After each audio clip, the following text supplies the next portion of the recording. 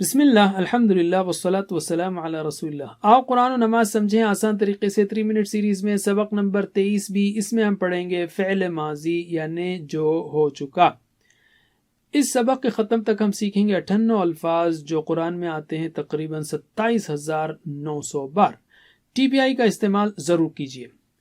فعل یعنی کام۔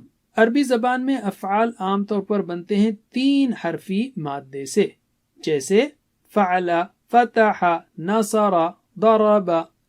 عربی میں 3 طرح کے افعال ہیں: ماضی، مضارع اور امر، یعنی جو ہو چکا، ہو رہا ہے یا ہوگا، اور حکم۔ چلیے اب ہم سیکھتے ہیں 3 حروف والے فعل کے فعل ماضی کو، وہی اشاروں سے جو ہم نے ہوا، ہم، انت، انا، انتم، نحنو کے لیے کیے تھے۔ تو میرے بعد دہرائیے: فعل اس نے کیا، فعل اس نے کیا، فعلو ان سب نے کیا، فعلو ان سب نے کیا، فعلتا آپ نے کیا، فعلتا آپ نے کیا، فعلتو میں نے کیا، فعلتو میں نے کیا، فعلتم آپ سب نے کیا، فعلتم آپ سب نے کیا، فعلنا ہم سب نے کیا، فعلنا ہم سب نے کیا۔ میرے بعد ترجمہ کیجئے: فعل اس نے کیا، فعلو ان سب نے کیا، فعلتا آپ نے کیا، فعلتو میں نے کیا، فعلتم آپ سب نے کیا، فعلنا ہم سب نے کیا۔ پھر سے: فعل اس نے کیا، فعلو ان سب نے کیا، فعلتا آپ نے کیا، فعلتو میں نے کیا، فعلتم آپ سب نے کیا، فعلنا ہم سب نے کیا۔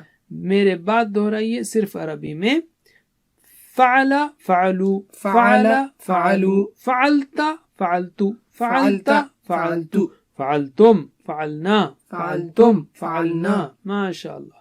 یہ بات یاد رکھیے کہ ماضی کے آخر میں تبدیلیاں ہوتی ہیں، مثال کے طور پر ا، او، تا، تو، تم، نا، ٹھیک ہے؟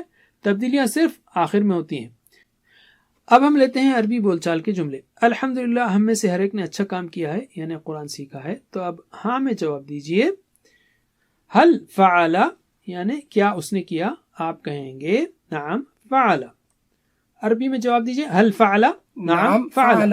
حل فعلو، نعم فعلو۔ حل فعلتا، نعم فعلتو۔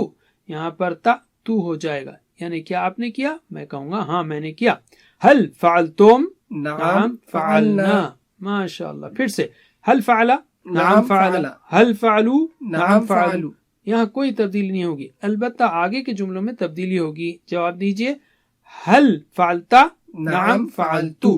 حل فعلتم، نعم فعلنا۔